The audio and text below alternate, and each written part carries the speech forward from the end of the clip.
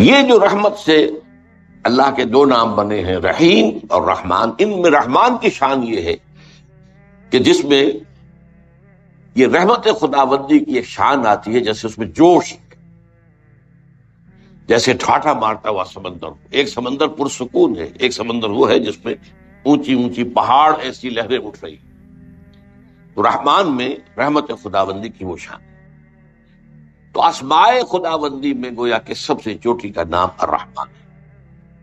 علم القرآن، اس نے قرآن کی تعلیم دی۔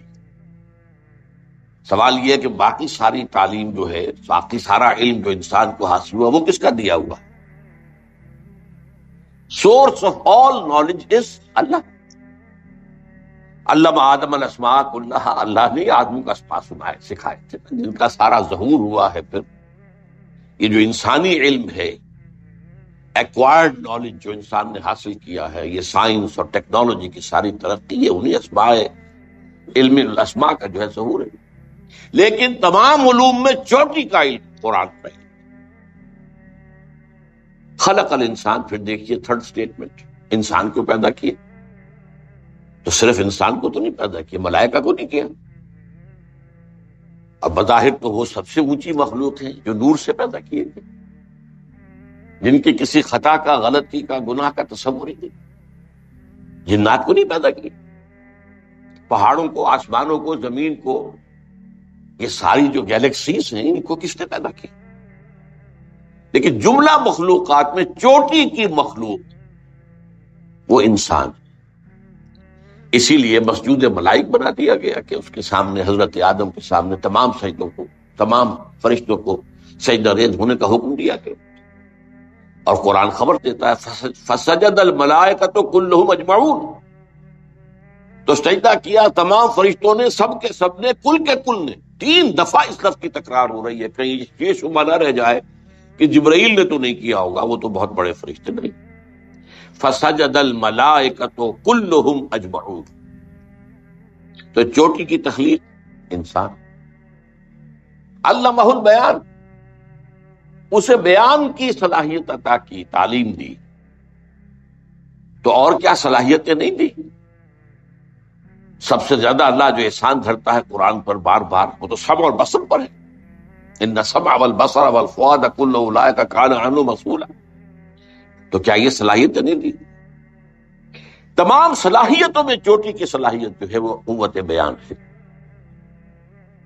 ورنہ حیوانوں میں، حیوان بھی دیکھتے ہیں، حیوانوں میں ایسے بھی ہیں جنہیں دیکھنے کے لیے روشنی کی ضرورت ہی نہیں، اندھیرے میں دیکھ۔ تو ہم سے تو بہتر ہے ان کی بینائی، ان کی صلاحیت زیادہ ہے۔ سماعت کے معاملے میں حیوانات ہم سے بہت آگے، باقی جملہ صلاحیتوں میں۔ اسی لیے انسان کے لیے اہل فلسفہ نے جو لفظ استعمال کیا وہ حیوان ناطق اور حیوان عاقل بھی ہے، وہ بھی میں ابھی آپ کو بتا دوں گا۔ حیوان ناطق گفتگو کرنے والا اور نطق سے کام لینے والا اور بیان کی صلاحیت رکھنے والا حیوان ہے انسان۔ تو یہ جو بیان ہے، اس میں ایک تو ہوتی ہے عام بول چال، گھریلو بول چال ہوتی ہے، کھانا دے دو، پانی دے دو، یہ کر لو وہ۔ اس سطح پر تو حیوانات میں بھی کمیونیکیشن ہوتی ہے، وہ بھی باقاعدہ ان کا ایک نظام ہوتا ہے، اس کے نظام کے اندر ہرڈز جو ہوتے ہیں، جو گروہ ہوتے ہیں، وہ باقاعدہ ایک نظم کے تحت ہوتے ہیں، اور ان میں کمیونیکیشن ہوتی ہے۔ حیوانات میں کمیونیکیشن ہے، لیکن اس سے اوپر کی کمیونیکیشن ایک وہ ہوتی ہے کہ کسی کے کلام کا فہم حاصل کیا جائے اور پھر اپنی بات کو بیان کیا جائے۔ یہ صلاحیت جو ہے یہ انسان میں چوٹی پر ہے، اور انسان کو جتنی صلاحیتیں دی ہیں اللہ نے، ان میں سب سے چوٹی کی صلاحیت۔ ہم نے پڑھا سائنس میں، میڈیسن کی تعلیم کے دوران میں، دماغ میں کئی لیولز ہیں اس کے برین کے، ہیومن برین کے۔ جو ہائیسٹ لیول ہے اس میں پھر ایریاز ہیں۔ یہاں پر پیچھے ہے وہ ایریا جس میں کہ آنکھ جو کچھ دیکھتی ہے، یہاں سے تو صرف تصویر بنتی ہے، انٹرپریٹ یہاں ہوتا ہے کہ یہ کیا دیکھا تم نے، اس کا مطلب کیا ہے۔ تو آنکھ نے، کیمرے نے تو تصویر جو ہے وہ پیچھے بھیج دی، اللہ خرچ میں۔ لیکن یہ کہ دماغ کے مختلف ایریاز ہیں جو پھر ان کو انٹرپریٹ کرتے ہیں، اس سے نتیجہ اخذ کرتے ہیں۔ تو سب سے بڑے سینٹرز جو ہیں وہ سپیچ سینٹر کہلاتے ہیں۔ سپیچ، بیان، تقریر. اور اس کے دو حصے ہیں، سینسری اور موٹر. ایک حصہ وہ ہے کہ کسی کے کلام کو جو آپ تک پہنچا ہو آپ سمجھ سکیں، اس کی گہرائی میں اتر سکیں، جس کے لیے پھر لفظ تعویل آتا ہے. نہ صرف یہ کہ تفسیر بلکہ تعویل. تفسیر میں کیا ہوتا ہے؟ مختلف الفاظ کے معنی یہ ہے، یہ گرامر یہ ہے، یہ وہ ہے، یہ تفسیر ہے. اور اس کا اصل مفہوم یہ ہے، اس کو اس کے اصل مفہوم کی طرف لوٹا دینے کی صلاحیت، یہ تعویل کہلاتا ہے. تو دوسروں کے کلام کا فہم اور اس کی تعویل، یہ ایک حصہ ہے اسی ایک صلاحیت کا. اور پھر اپنا کلام اور جو کچھ ذہن میں آیا ہے اس کو مرتب اور بہت صحیح انداز میں مجتمع کر کے اس کو بیان کرنا، یہ اس کا موٹر پارٹ. یہ دونوں جو چیزیں ہیں یہ انسانی صلاحیتوں میں ٹاپ کی ہیں. اب دیکھیے یہ جو چار چیزیں آئیں، ان میں میں نے صرف ابھی تک بیان کیا ہے کہ ان کے انتخاب کی بنیاد کیا ہے کہ اپنے اپنے میدان میں یہ چاروں چیزیں ٹاپ کی. لیکن ایک بار سے غور کیجئے تو یہ چار چیزیں اور چار آیتیں ہیں لیکن جملے تین ہیں. الرحمن علم القرآن ایک جملہ ہے، خلق الانسان مکمل جملہ ہے، علمہ البیان مکمل جملہ ہے. ان تین جملے کے حوالے سے آپ نے میٹرک میں بھی پھر اور بھی سطح پر پڑھا ہوگا، ریشو پروپورشن میتھمیٹکس کے اندر، ارتھمیٹک کے اندر پڑھا ہم نے. نسبت و تناسب کا قاعدہ، تین ویلیوز دی ہیں، چوتھی تلاش کرو. اب یہ تین ویلیوز آ گئی، الرحمن علم القرآن ایک، خلق الانسان دو، علمہ البیان تین، چوتھی ویلیو جو ہے در حقیقت جو اس کلام کا اصل ماحصل ہے، جو اس کی اصل تعویل ہے، وہ ہے جو ہماری پہلی حدیث ہے آج کے ہمارے اس درس حدیث میں. عن عثمان ابن عفان. اب یہاں دیکھیے ذرا اس میں ترتیب، وہ ردم جو ہے وہ بھی برقرار ہے ناموں کے اعتبار سے بھی. الرحمن علم القرآن، خلق الانسان، علمہ البیان. عن عثمان ابن عفان رضی اللہ تعالی عنہ قال قال رسول اللہ صلی اللہ علیہ وسلم خیرکم من تعلم القرآن وعلم. تم میں سے بہترین لوگ وہ ہیں جو قرآن سیکھتے ہیں اور سکھاتے ہیں، یا تم میں سے بہترین لوگ وہ ہیں جنہوں نے قرآن سیکھا اور سکھایا. یعنی ویسے تو یہ ماضی کا صیغہ ہے لیکن اس کو ہم جنرلائز کر کے، پہلا ترجمہ میں نے جنرلائز کر کے کیا. تم میں سے بہترین لوگ وہ ہیں جو قرآن سیکھتے اور سکھاتے. اب دیکھیے وہ جو چار چیزیں ہمارے سامنے آئی تھیں، چوٹی کا علم قرآن، چوٹی کی انسانی صلاحیت بیان. اس چوٹی کی صلاحیت کا استعمال چوٹی کے علم کے لیے ہونا چاہیے، یہ اس کا منطقی تقاضا. یہ بیان میں نے جیسا کہ عرض کیا جو کہ اللہ نے انسان کو صلاحیت دی ہے، یہ گھریلو بھی ہے، گفتگو کرتے ہیں آپ آپس میں، وہ تو حیوانات کے اندر بھی موجود ہے پوری طریقے سے. لیکن وہ جو اصل چوٹی کی بات ہے کہ انسان کسی کے کلام کو سمجھے، اس کی تہ میں اترے، اس کی تعویل کرے، صحیح مفہوم تک رسائی حاصل کرے اور پھر اس کو بیان کرے. یہ چیز جو ہے اس کا سب سے بڑا مصرف ہونا چاہیے، جو سب سے بڑا علم ہے قرآن. تعلمہ یہ وہی ہے سینسری پارٹ آف علم آف کلام، اسپیچ کا سمجھنا، علم حاصل کرنا. تم میں سے بہترین لوگ وہ ہیں جو قرآن سیکھیں اور سکھائیں، قرآن سمجھیں اور سمجھائیں، قرآن پڑھیں اور پڑھائیں، قرآن کا علم حاصل کریں اور آگے پھیلائیں. یہ ہے ہماری پہلی حدیث، اور یہ چونکہ بہت مشہور حدیث ہے، آپ میں سے اکثر حضرات کو زبانی یاد ہوگی، لیکن یہ ہے کہ اس کو میں نے سر عنوان اسی لیے بنایا ہے کہ وہ جو الرحمن علم القرآن خلق الانسان علمہ البیان، ان کا جو منطقی اور عقلی نتیجہ ہے وہ ہے در حقیقت جو اس حدیث میں سامنے آیا. اس میں ایک سلوکتا صرف اور عربی گرامر کے اعتبار سے کہ عربی زبان میں ایڈجیکٹیوز کے لیے، صفات کے لیے تین درجے نہیں ہیں جو فارسی میں ہے، مثلا انگریزی میں ہے گڈ، بیٹر، بیسٹ. فارسی میں کہیں بہتر، بہترین، بد، بدتر، بدترین. تین لیولز ہو گئے. عربی میں صرف یہی ہے، اگر خیر کے آگے من لگ جائے تو وہ کمپیریٹیو ہو جائے گا. انا خیر من ہو، ابلیس نے کہا تھا میں اس آدم سے بہتر ہوں، تو من لگ گیا، وہاں بہتر کریں گے ترجمہ، بہترین نہیں کریں گے۔ لیکن اگر خیر کا لفظ براہ راست جو ہے مضاف کے طور پر جوڑ دیا جائے تو یہ پھر سپرلیٹو ڈگری ہے، یہ بہترین، اور یہ جیسے میں نے چاہا کہ اچھی طرح سمجھ لیا جائے گہرائی میں اتر کر حضور کیا فرما رہے ہیں۔ خیرکم، تم میں سے بہترین لوگ وہ ہیں من تعلم القرآن وعلمہ، جنہوں نے قرآن سیکھا اور سکھایا، سمجھا اور سمجھایا، پڑھا اور پڑھایا، اس کا علم حاصل کیا، تعلم اور اسے بیان کیا، یہ تعلیم۔ اب آئیے دوسری حدیث، یہ مسلم شریف کی ہے۔ میں نے ترتیب یہی رکھی ہے کہ پہلے احادیث جو ہیں وہ صحیحین کی یا جو متفق علیہ ہیں پہلے ان کو سامنے لائے۔ دوسری حدیث جو ہے یہ بھی بخاری شریف کی ہے، اور عبداللہ ابن عمرو بن العاص رضی اللہ تعالی عنہما اس کے راوی ہیں۔ حضور کے الفاظ ہیں بلغوا عنی ولو آیتن، پہنچاؤ میری جانب سے خواہ ایک ہی آیت۔ بعض حضرات کے نزدیک اس سے مراد جو ہے وہ ایک آیت ہے، چاہے وہ آیت جو ہے وہ کلام مفید جسے کہتے ہیں عربی گرامر پہ، جس سے کوئی مفہوم پوری طرح واضح ہو جائے، چاہے وہ نہ ہو، جملہ مکمل نہ ہو۔ جیسے آپ کو معلوم الرحمن، اب یہ آیت تو ہے لیکن اب اس سے بات تو سمجھ میں نہیں آ رہی کہ الرحمن سے کیا کہنا مقصود ہے، اس کے بارے میں کیا اطلاع دینی مقصود ہے، کچھ نہیں آ رہا، تو یہ کلام مفید تو نہیں ہے۔ والعصر، تو اگرچہ یہ اس کو کہتے ہیں مرکب ناقص کہ یہ مرکب تو ہے جار مجرور والعصر، لیکن یہ کہ والعصر یہ قسم کس چیز پر کھائی جا رہی ہے یہ معلوم نہ ہو تو یہ کلام مفید نہیں ہوگا۔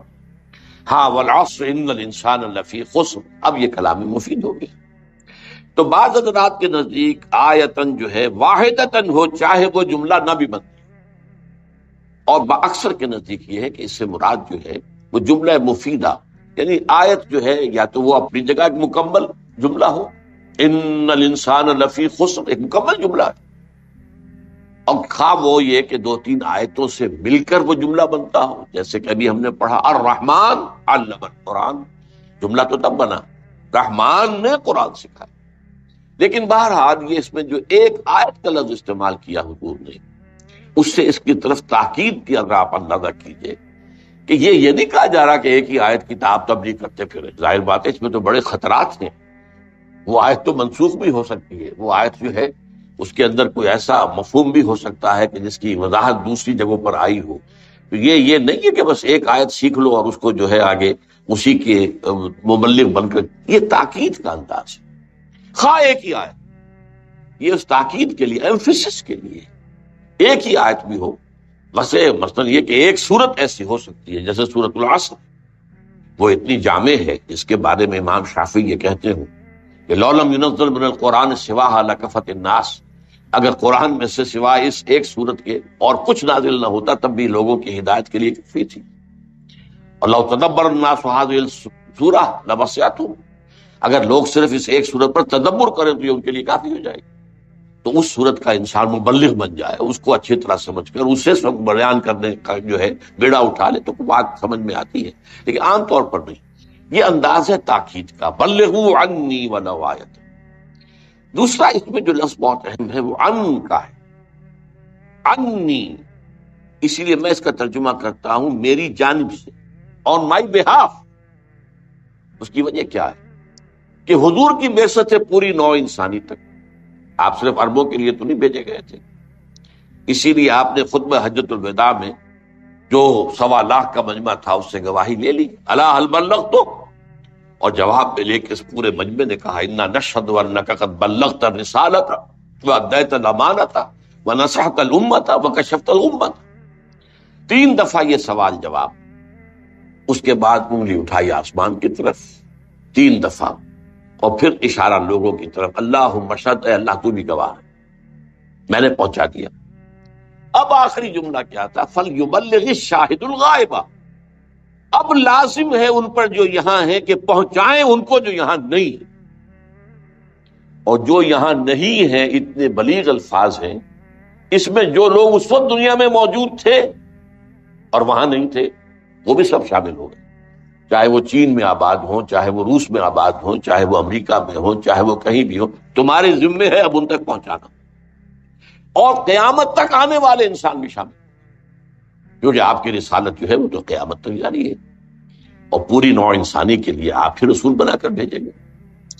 تو بلغوا عنی، میری آن مائی بہاف، میری جانب سے پہنچاؤ، یعنی میرا کوئی امتی اگر یہ کام کر رہا ہے تو وہ گویا کہ میرے فرض منصبی کی ادائیگی میں میری مدد کر رہا ہے۔ یہ جو لفظ آتا ہے قرآن میں، یا ایھا الذین آمنوا کونوا انصار اللہ کما قال عیسی ابن مریم للحواریین من انصاری الی اللہ، تو مدد کرنا، اور یہ سورہ اعراف کی آیت میں بھی آیا ہے فالذین آمنوا بہ وعزروہ ونصروہ، نصروہ، ہمارے اس رسول کی جو مدد کرے، تو یہ مدد ہے۔ آپ کا مشن ہے تمام انسانوں تک قرآن کا پہنچا دینا، جو اس میں حصہ دے رہا ہے وہ گویا کہ آپ کا اس معلوم میں مددگار ہے، معاون ہے، آپ کا ساتھی ہے، آپ کا رفیق ہے۔ بلغوا عنی ولو آیۃ۔ اب آئیے تیسری حدیث جو ہے، یہ ہے مسلم شریف سے، اور حضرت ابو ہریرہ رضی اللہ تعالیٰ عنہ اس کے راوی ہیں۔ حضور نے فرمایا من سلک طریقا یلتمس بہ علما سہل اللہ بہ طریقا الی الجنہ، جس نے بھی کوئی سفر اختیار کیا تاکہ علم حاصل کرے تو اللہ تعالیٰ اس کے طفیل اس کے لیے جنت کا ایک راستہ آسان کر دے۔ یعنی آدمی جو ہے، پچھلے زمانے میں تو آپ کو معلوم ہے کوئی کالجز اور یونیورسٹیز تو تھی نہیں، معلوم ہوا کہ فلاں جگہ بصرہ شہر میں کوئی بہت بڑے عالم ہے قرآن کے، اب ایک شخص ہے وہ میل کا سفر طے کر کے وہاں جا رہا، یا فلاں جگہ پر دمشق میں کوئی صحابی ابھی ہیں جو کوئی حدیث روایت کرتے ہیں براہ راست، ہم تک تو روایت وہ آئی ہے 2-3 لنکس کے ساتھ، براہ راست جو ہے وہ اس کو سننے کے لیے لمبا سفر کیا، وہاں گئے۔ تو یہ سفر کیا کرتے تھے لوگ، اور آپ اپنے بڑے بزرگوں کے حالات میں یہی پڑھتے ہیں، پہلے وہاں گئے، وہاں سے علم حاصل کیا، پھر وہاں سے وہاں گئے، وہاں علم حاصل کیا، پھر وہاں سے وہاں گئے، اس لیے کہ سینٹرز آف ایکسلنس جو ہے وہ مختلف جگہوں پر تھے۔ کہیں پر کوئی بہت بڑا محدث بیٹھا ہوا ہے، تو کہیں پر کوئی بڑا مفسر بیٹھا ہوا ہے، کہیں پر کوئی فلسفی بیٹھا ہوا ہے، کوئی علم کلام کا ماہر بیٹھا ہوا ہے، کوئی علم الرجال کا ماہر کہیں بیٹھا ہوا ہے، تو مختلف جگہوں سے جا کر جو ہے وہ تحصیل علم کرتے تھے۔ تو من سلک طریقا یلتمس بہ علما فیہ علما، اب یہاں پر جو اگلی 2 آیتیں ہم پڑھ چکے، 2 حدیثیں، علم کا مفہوم معین ہو جانا چاہیے کہ یہاں پر مراد علم قرآن، اصل علم، اس لیے کہ اسی حدیث میں جو ہم پڑھ رہے ہیں یہ بات واضح ہو جائے گی۔ سہل اللہ بہ طریقا الی الجنہ، اب سنیے نقشہ کھینچا ہے، وَمَجْتَمَعَ قَوْمٌ فِي بَيْتٍ مِّن بُيُوتِ اللَّهِ يَتْلُونَ کتاب اللہ وَيَتَدَارَسُونَهُ بَيْنَهُمْ إِلَّا نَزَلَتْ عَلَيْهِمُ السَّكِينَةُ وَغَشِيَتْهُمُ الرَّحْمَةُ وَحَفَّتْهُمُ الْمَلَائِكَةُ وَذَكَرَهُمُ اللَّهُ فِي مَنْ عِندِهِ۔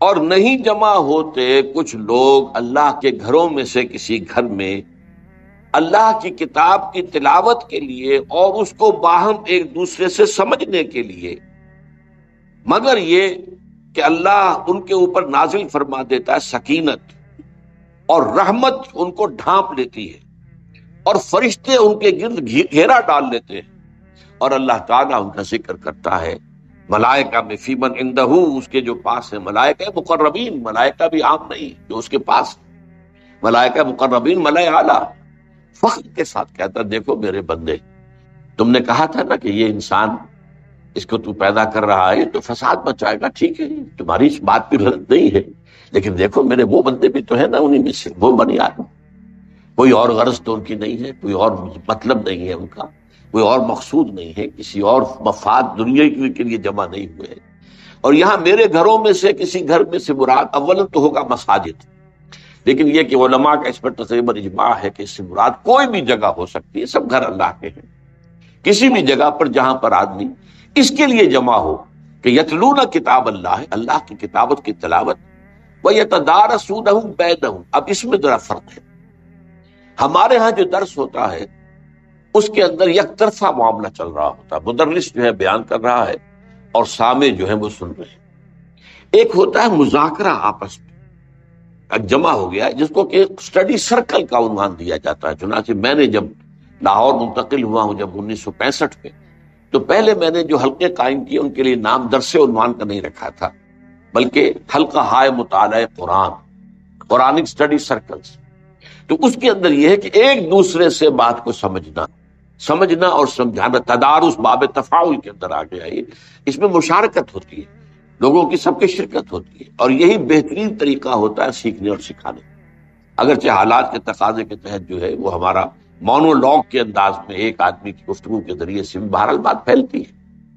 تو فرمایا کہ نہیں جمع ہوتے میرے گھروں میں سے کسی گھر میں میرے کچھ بندے میری کتاب پڑھنے اور آپس میں ایک دوسرے کے سمجھنے اور سمجھانے کے لیے، مگر یہ کہ ان پر سکینت نازل ہوتی ہے، یہ قلب مطمئنہ، سکینت، سکون، غشیتہم الرحمہ، اور رحمت ان کو ڈھانپ لیتی ہے، وحفتہم الملائکہ، اور فرشتے ان کے گرد گھیرا ڈال لیتے ہیں، وذکرہم اللہ فی من عندہ، اور اللہ ذکر کرتا ہے ان کا ان لوگوں، ان میں، ان کے سامنے جو اس کے پاس ہے، اپنے فرشتوں کے سامنے اللہ تعالیٰ ذکر فرماتا ہے کہ آپ اس پر خوشی منائیے اور فاستبشروا۔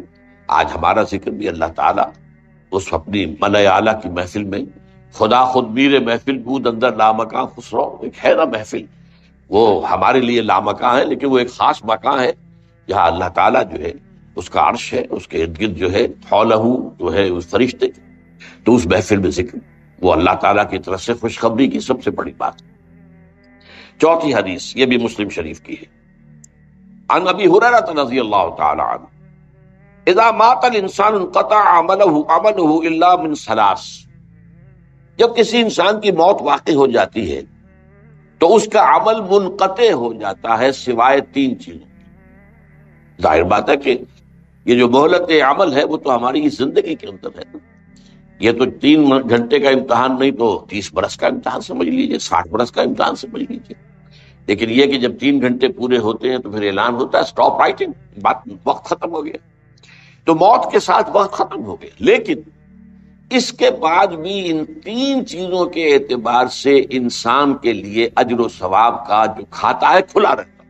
من ثلاث، صدقۃ جاریۃ، کچھ صدقہ جاریہ ہو، کوئی ایسا کام کیا ہے لوگوں کی بہبود کے لیے۔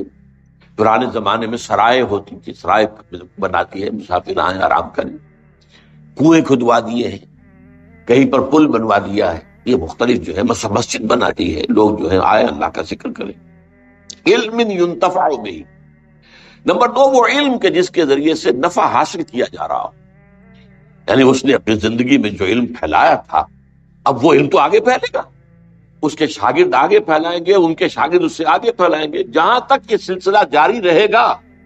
جس نے اس کا آغاز کیا تھا اس کے اللہ تعالیٰ کے ہاں جو کھاتے کھلے ہوئے ہیں ان میں اس کا ثواب کا اندراج ہوتا ہے، یہ مسلسل جاری رہے گا۔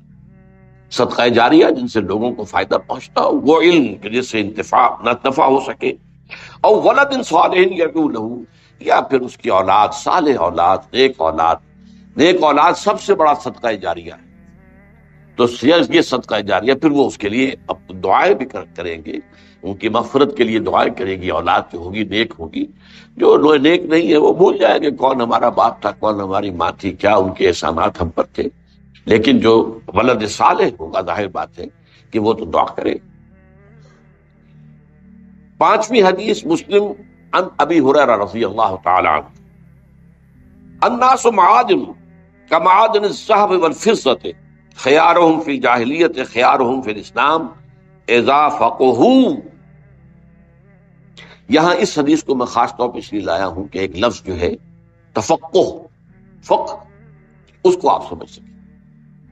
قرآن کے علم کے لیے علم کا لفظ بھی ہے، قرآن کے علم کے لیے حکمت کا لفظ بھی ہے، قرآن کے علم کے لیے خیر کا علم بھی ہے، قرآن کے علم کے لیے حکمت کا لفظ بھی ہے، اور تفقہ کا لفظ بھی ہے۔ تو یہ تمام چیزیں جو ہیں وہ اس علم کے اور اس فہم کے مختلف پہلوؤں کو واضح کرنے والی ہیں۔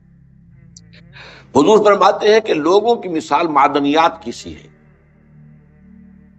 یعنی ایک سونے کی اور کو صاف ستھرا کریں گے تو کیا بنے گا؟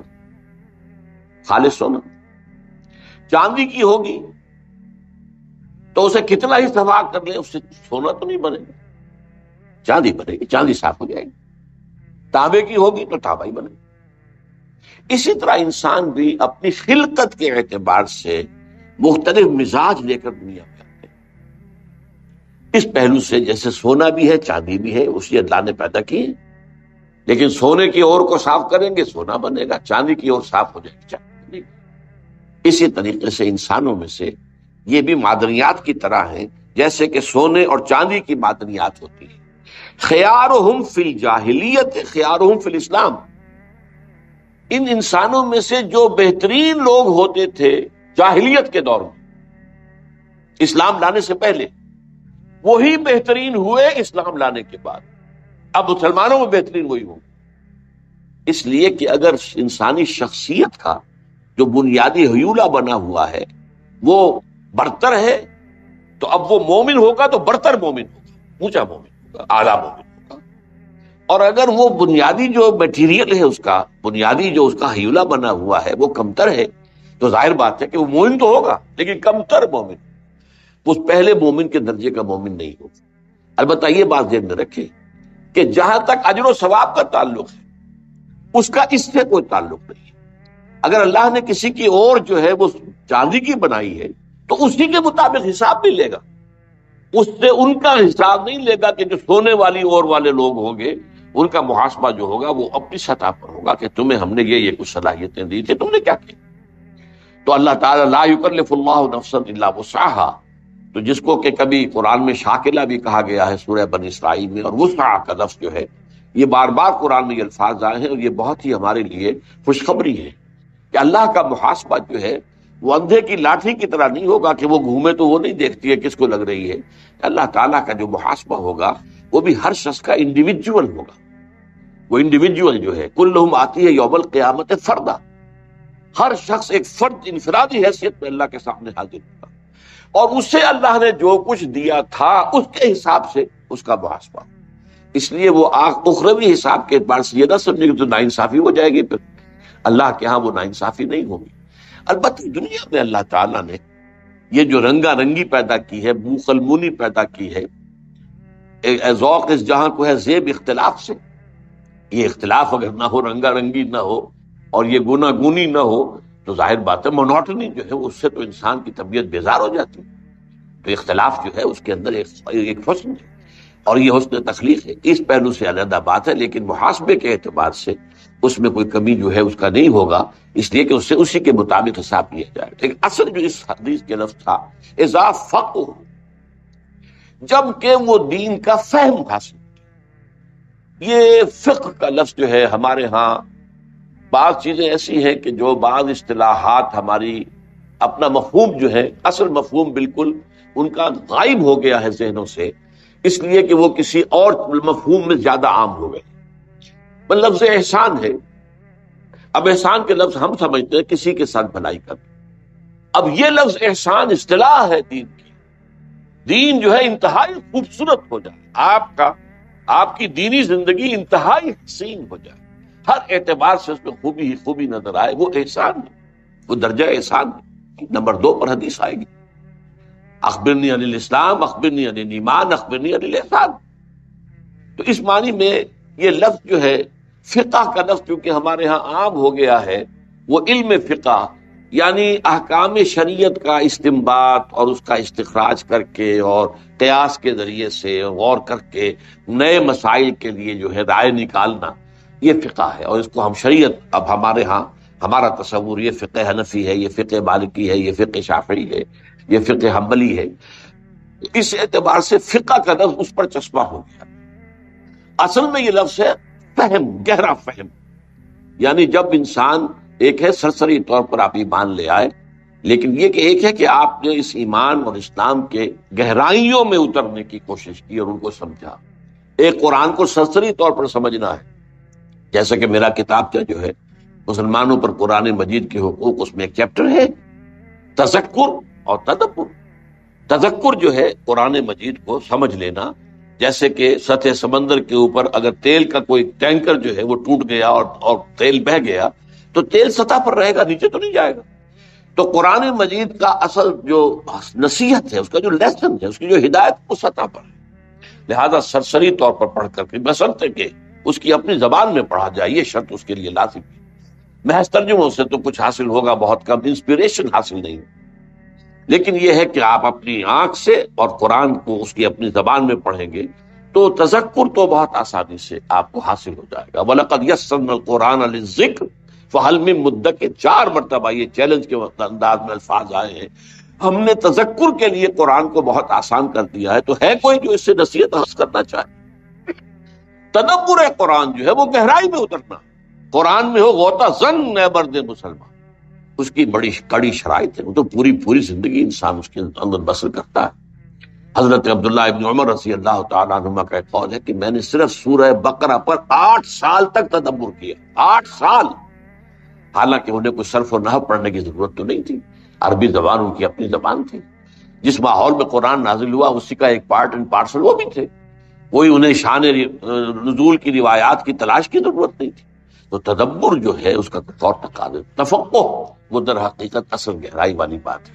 اذا فقہوا، یہی لفظ ایک اور حدیث میں آ رہا ہے۔ اب یہ ہے، یہ متفق علیہ روایت بخاری و مسلم رحمہم اللہ عن معاویہ رضی اللہ تعالی عنہ، حضرت معاویہ ان سے یہ روایت ہے، حضور فرماتے ہیں من یرید اللہ بہ خیرا یفقہہ فی الدین وانما انا قاسم واللہ یعطی۔ حضور فرماتے اللہ تعالیٰ جس شخص کے ساتھ خیر کا ارادہ فرماتا ہے، بھلائی کا، اس کے درجات بلند کرنے کا ارادہ فرماتا ہے، تو اسے دین کا تفقہ عطا کرتا ہے۔ ایک ہے دین کی سرسری جو ہے معلومات، یا دین کا جو قانونی حصہ ہے اس کے بارے میں تفاصیل معلوم ہے، اور ایک یہ ہے کہ تفقہ فی الدین، دین کے اندر گہرائی میں اتر کر سمجھا جائے کسی حکم کا مقصد کیا ہے، کسی حکم کی حکمت کیا ہے، احکام میں اولن کون سے ہیں، دوم کون سے ہیں، کون سی چیز جو ہے اولیت رکھنے والی ہے، کون سی چیز ثانویت کی حامل ہے۔ کہیں الٹا نہ کر دیں کہ جو ثانوی ہے اس سے آپ اولین بنا لیں اور جو اولین ہے اسے ثانوی بنا لیں، تو سارا جو اپ سائڈ ڈاؤن ہو جائے گا، معاملہ گڑبڑ ہو جائے گا۔ حالانکہ ٹھیک ہے دونوں چیزیں جو ہیں وہ ہیں، اس میں وہ دین ہی کے حصے ہیں، لیکن اس دین کے اندر ایک چیز اولین اہمیت کی تھی آپ نے ثانوی بنا دی، اور ایک ثانوی اہمیت کی تھی اسے آپ نے اولین کے درجے پر رکھ دیا، تو آپ نے تو الٹا کر دیا، تو وہ سارا جو ہے تفقہ معاملہ ختم ہو جائے گا۔ تو یفقہ فی الدین، دین کا تفقہ حاصل کرنا، اور اس کے لیے خاص طور پر میں یہاں نہیں ہے وہ روایت، حضور صلی اللہ علیہ وسلم نے حضرت عبداللہ ابن عباس اپنے چچیری بھائی رضی اللہ تعالی عنہما، ان کے لیے خاص طور پر اللہ سے دعا کی تھی، اللہم فقہہ فی الدین وعلمہ التاویل، اے اللہ اس نوجوان کو دین کا تفقہ عطا کر، دین کا گہرا فہم، گہرائی میں سمجھ، گہری فہم، اور اس کے ساتھ جوڑ کر آیا ہے علم التاویل، قرآن کی تعویل کا علم عطا کر۔ میں نے بتایا تھا تفسیر اور ہے، تعویل اور ہے۔ تفسیر میں بحث کی جاتی ہے الفاظ سے، ترکیب سے، نحو سے، صرف سے، اس سے، یہ تو ہے وہ تفسیر ہو رہی ہے، یا اس کا جو ہے شان نزول یہ ہے۔ ایک ہے اس کلام کے فہم کو اس کے اصل مدلول تک پہنچانا، اصل اس میں مقصود کیا ہے، کیا بات کہنی جو ہے مطلوب ہے، اس تک پہنچا دینا۔ تعویل کے معنی اول کیا ہے؟ لوٹانا، تو اسی معنی میں کسی چیز کو لوٹا دینا اس کے اصل کی طرف، اس کے اصل مفہوم کی طرف، یہ تعویل ہے۔ تو در حقیقت تفقہ فی الدین اور تعویل قرآن یہ دونوں ایک ساتھ جڑے ہوئے ہیں، ان دونوں کا گہرا تعلق ہے، اسی لیے حضور نے دعا میں ان دونوں چیزوں کو شامل کیا، اللہم فقہہ فی الدین وعلمہ التاویل۔ اب آئیے 7ویں حدیث، یہ بھی متفق علیہ ہے، بخاری و مسلم عن ابی مسعود، ابن مسعود رضی اللہ تعالی عنہ، عبداللہ ابن مسعود، لا حسد الا فی اثنتین، حضور فرماتے ہیں کہ کوئی حسد نہیں ہونا چاہیے مگر 2 اشخاص کے بارے میں۔ اب یہاں پہ لفظ حسد جو آیا ہے وہ در حقیقت اس عام معنی میں نہیں آیا ہے، تو اصل میں یہ ہے کہ جس میں رشک، جسے ہم اردو میں کہ رشک، فلاں کو فلاں پر رشک آیا، ایک ہے فلاں کو فلاں سے حسد ہوا۔ یہ حسد ایک منفی شے ہے، کسی میں کوئی خیر یا خوبی دیکھی، اب اس کو یہ ہو کہ یہ اس سے سلب ہو جائے اور مجھے مل جائے، یہ حسد ہے۔ ایک یہ ہے کہ اللہ تو نے اس کو یہ خیر دیا، مجھے بھی عطا کر، یہ رشک، اور اس کے اندر کوئی برائی نہیں ہے، یہ اچھائی ہے، ٹھیک ہے۔ بھلے لوگوں کو دیکھ کر، اچھے لوگوں کی اچھائیوں کو دیکھ کر اس سے اپنے اندر بھی ایک آرزو اور تمنا کا ابھرنا، اور اس کے لیے پھر اللہ سے دعا کرنا، تو نے اپنے اس بندے کو یہ توفیق دی ہے، مجھے بھی توفیق عطا کی۔ تو یہ اس معنی میں، رشک کے معنی میں لفظ یہاں آیا ہے کہ دو اشخاص کے سوا کسی اور کے ساتھ رشک نہیں کرنا چاہیے۔ رجلا آتاہ اللہ مالا فسلطہ علی ہلکتہ، ایک ایسا شخص جسے اللہ نے مال دیا ہے وافر، اور پھر اسے مسلط کر دیا ہے اس کو خرچ کرنے۔ وہ مال کو سینت کر نہیں رکھتا، خرچ کرتا ہے خیر میں، فی الحق، حق کے اندر خرچ کرتا ہے۔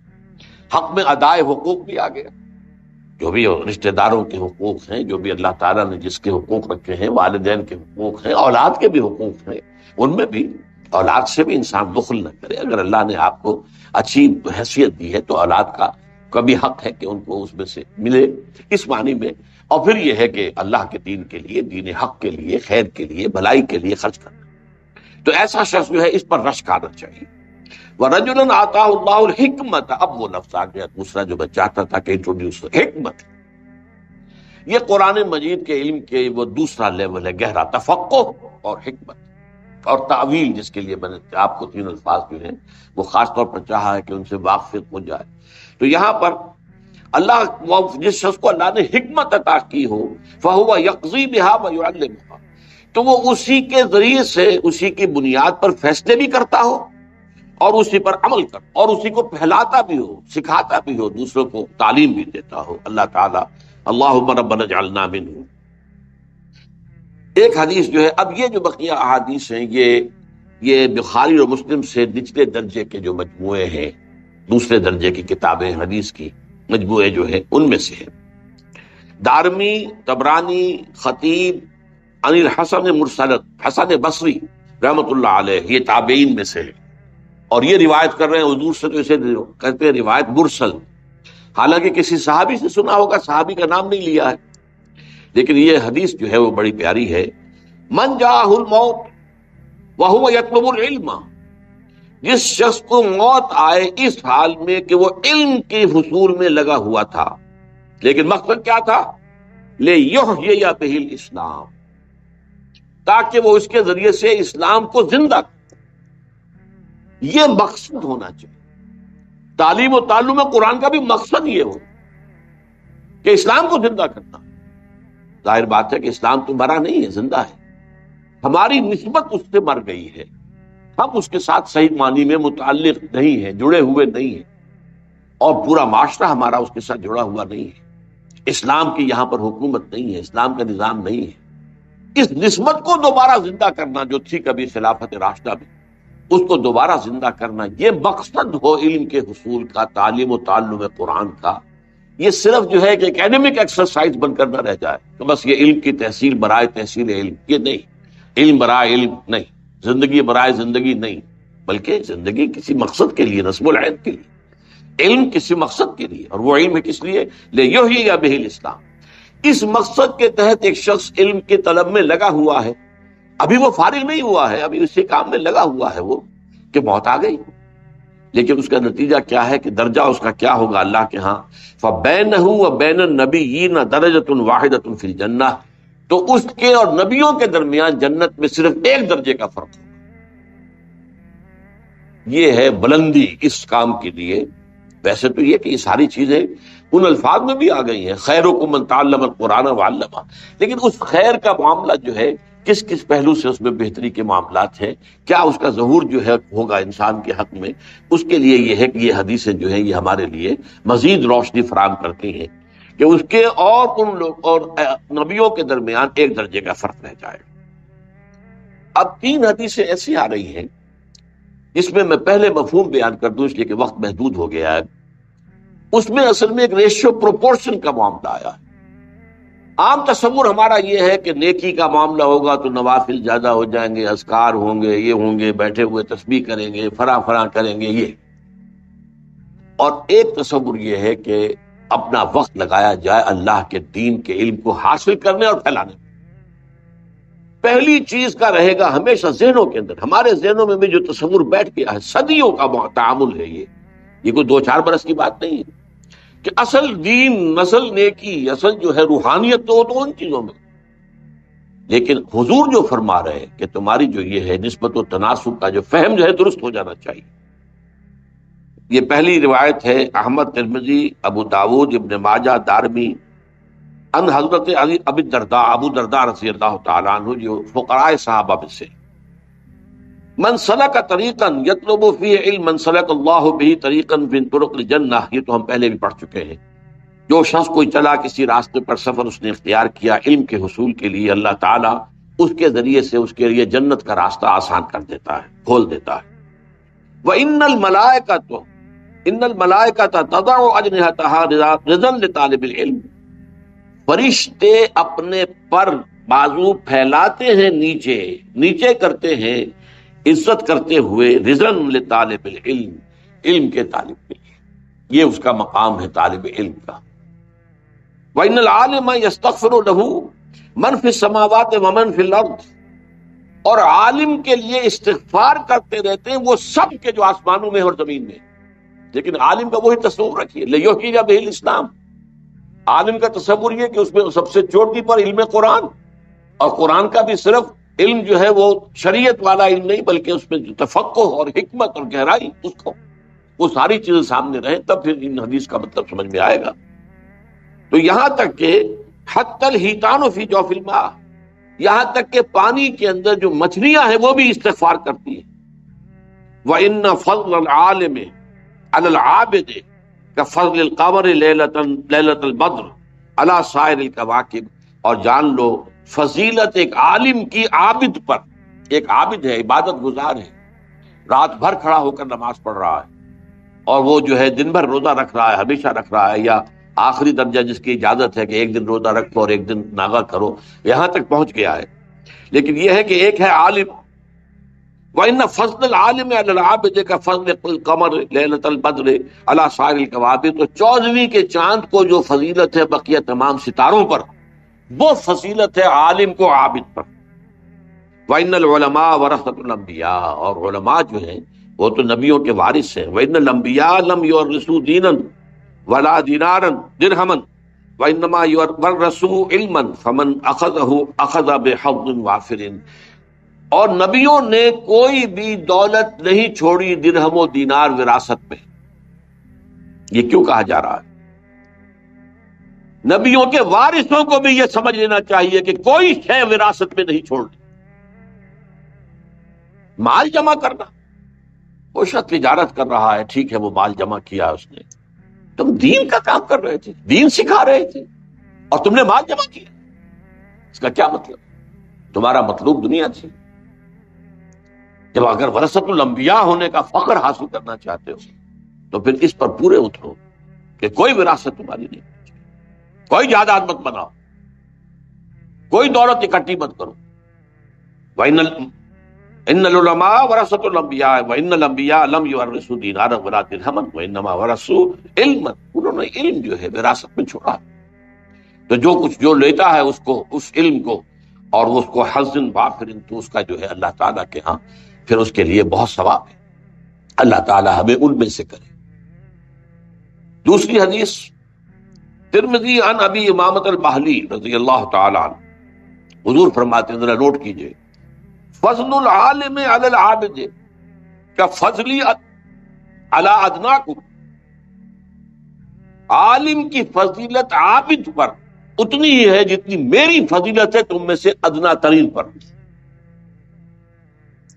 اب ادنا یہاں مراد جو ہے صحابی ادنا مراد ہے، عام مسلمان ادنا نہیں، صحابی ادنا کم، اب کم میں ظاہر بات ہے کون ہے، مخاطب صحابہ ہے۔